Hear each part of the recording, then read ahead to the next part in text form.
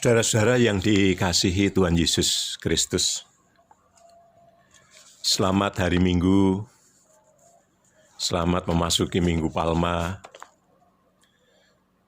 salam dan sejahtera untuk kita semuanya. Saudara-saudara, sebuah pertanyaan yang ingin saya ungkapkan pada awal renungan ini.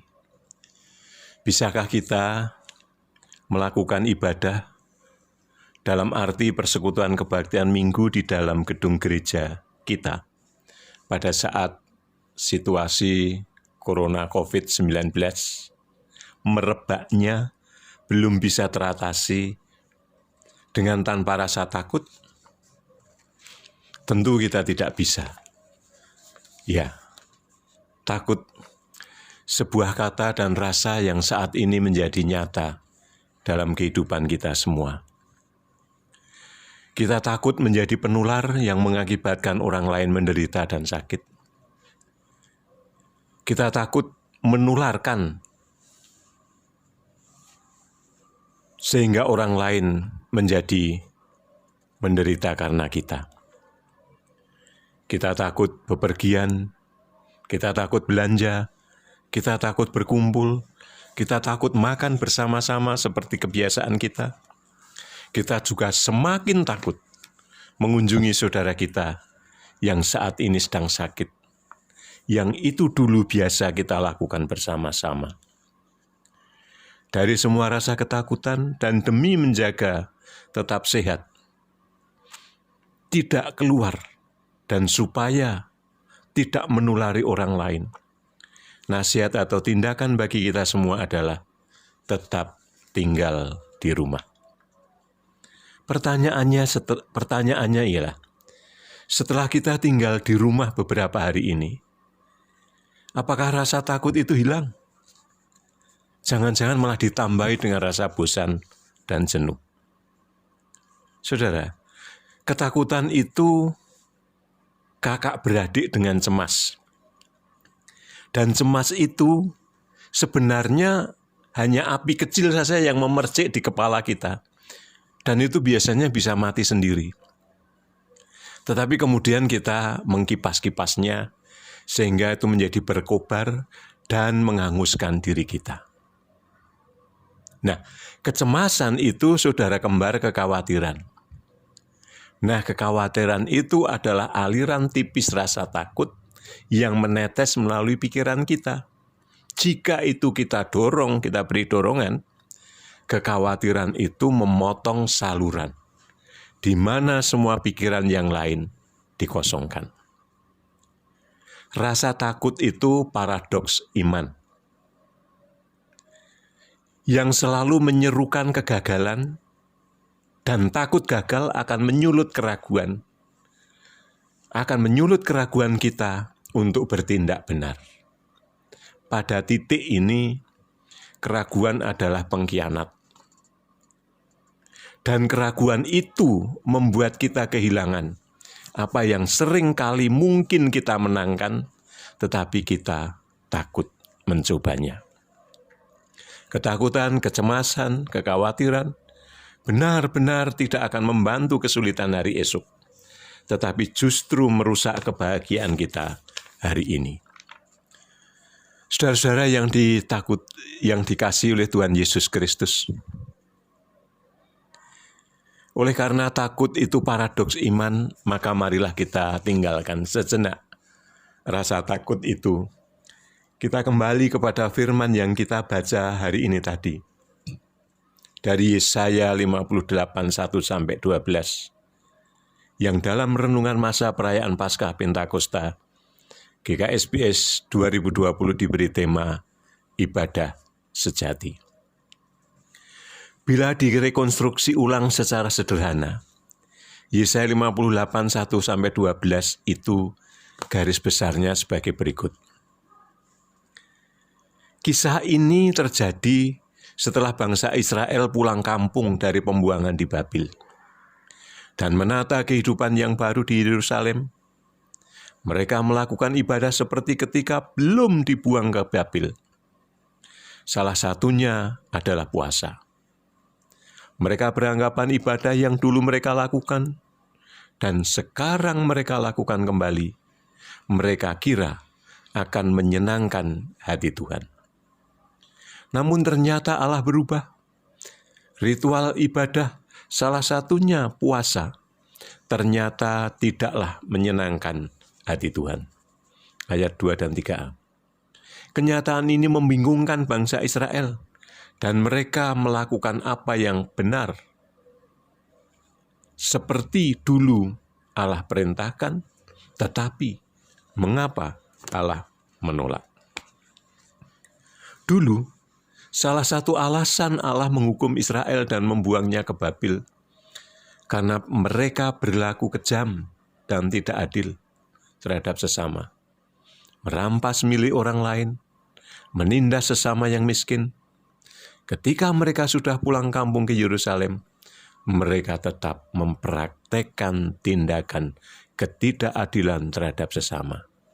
Mereka lupa bahwa itu salah satu alasan Allah membuang mereka. Mereka berpikir bahwa ibadah kepada Allah hanya sebatas ritual dengan menjalankan aturan-aturan yang mereka ketahui. Mereka lupa bahwa bagi Allah, ibadah yang sejati, yang berkenan kepada Allah, adalah mengasihi Allah, sekaligus mengasihi sesama manusia dengan bertindak jujur dan tulus. Apabila kita menyandingkan ayat 6, 7, dan ayat 3b sampai 5, kita dapat melihat perbedaan ritual ibadah puasa yang dipilih Israel dan yang dikehendaki Allah.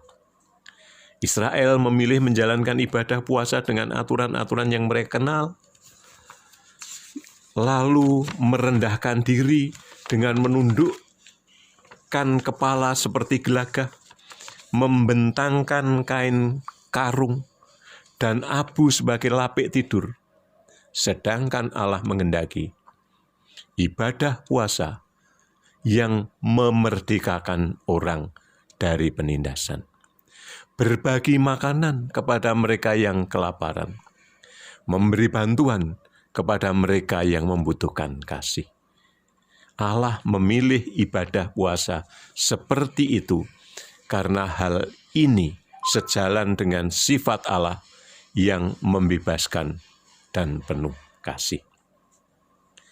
Kesalahan Israel sebelum dan sesudah pembuangan dalam beribadah ialah memisahkan ibadah dengan tindakan nyata. Hidup mereka terpusat pada diri sendiri. Bagi mereka, ritual ibadah kepada Allah yang mereka lakukan harus mendatangkan keuntungan, karena Allah akan berkenan membalasnya. Sebaliknya, memberi dan berbagi kepada sesama yang membutuhkan. Sebaliknya memberi dan berbagi kepada sesama yang membutuhkan merupakan kerugian karena ada sesuatu yang harus mereka berikan dan korbankan. Padahal bagi Allah, ibadah yang berisi ritual dan berbagi kasih kepada sesama akan membawa perubahan dalam kehidupan Israel setelah pembuangan secara komunal dan secara personal. Ibadah puasa bukan sekedar ritual agama yang terpaksa harus mereka lakukan. Dan saat Allah menawarkan pilihan puasa yang lain, hal itu sesungguhnya merupakan bentuk ajakan bagi Israel untuk menjadi partner Allah demi perubahan dan pembaruan manusia. Dan umat menjadi saluran berkat Allah bagi mereka yang sangat membutuhkan. Sayang, Israel tidak bersedia. Jemaat yang dikasihi Tuhan Yesus Kristus, dari renungan pemberitaan firman hari ini, kita bisa memperoleh pengajaran, peringatan, penghiburan, dan kekuatan iman sebagai berikut.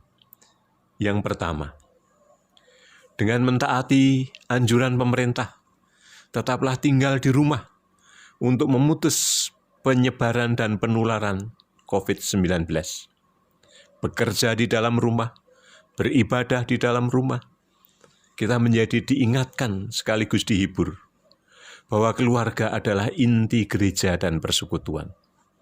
Bahwa keluarga kita juga adalah inti kehidupan masyarakat dan bernegara. Ada sebuah kaidah kencana yang mengatakan, keluargaku adalah mutiaraku, keluargaku adalah harapanku, keluargaku adalah gerejaku. Maka menjadi pas dan tepat, meskipun kita belum bisa beribadah bersama dalam kebaktian di gereja, sejatinya bahwa ibadah sejati juga ada di dalam ibadah atau kebaktian dalam keluarga kita masing-masing. Justru dalam kebaktian keluarga ini, kita bisa berbagi layanan di antara anggota keluarga. Siapa yang membaca berita anugerah, pembimbing, petunjuk hidup baru, siapa yang membawakan renungan, siapa yang membawakan doa dan persembahan. Sehingga kita bisa saling melayani, bukan hanya menunggu untuk dilayani. Petunjuk hidup baru kita hari ini menegaskan akan hal itu.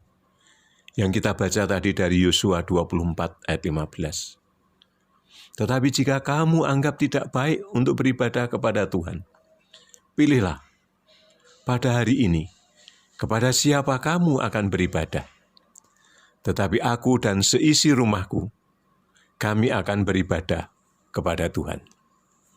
Yang kedua, saudara-saudara, pengalaman cara beribadah umat Israel yang legalistik, formalistik, yang nampaknya sesuai dengan aturan-aturan yang ada, yang dianggapnya menyukacitakan hati Allah, ternyata tidak dikehendaki Allah. Sebab mereka memisahkan ibadah dengan kenyataan hidup yang ada. 6 hari hidup duniawi, 1 hari Sabat hidup rohani. Ini jangan menjadi pengalaman kita. Ibadah yang sejati adalah ibadah dengan hati, termasuk yang kita lakukan hari ini di keluarga kita masing-masing. Ibadah yang mewujud dalam tindakan nyata sehari-hari, dalam mengasihi Tuhan dan mengasihi sesama. Ini saatnya kita bisa mewujudkan solidaritas, kasih bagi mereka, para tenaga kesehatan yang berada di garda depan, dengan mengumpulkan sebagian dari berkat Tuhan yang dipercayakan kepada kita secara khusus, yang ada pada kita, guna tindakan nyata solidaritas kita sebagai GKSBS bagi sesama.